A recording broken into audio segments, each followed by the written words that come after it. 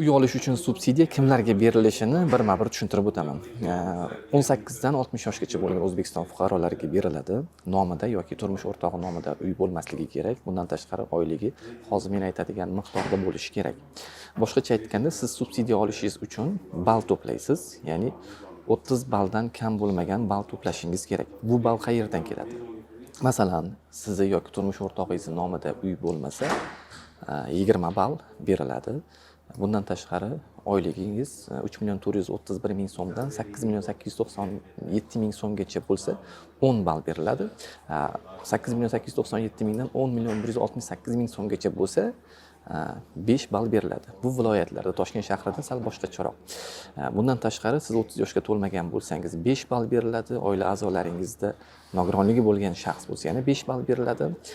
Ajrashgan, yolg'iz ayollar toifasidagi fuqarolarga ham 5 ball beriladi.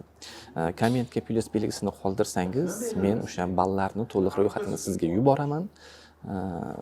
Yana bir narsa, oylik kam bo'lsa, yaqin qarindoshlarni qo'shib subsidiya olsa bo'ladi, lekin nomingizda uy bo'lib, oyligingiz yuqori bo'ladigan bo'lsa, subsidiya ajratilmaydi. Bizga obuna bo'lsangiz, subsidiyaga ariza topshirish uchun nima qilish kerakligini va subsidiya chiqqandan keyin qaysi ishlarni bajarish kerakligi haqida batafsil ma'lumot berib boramiz.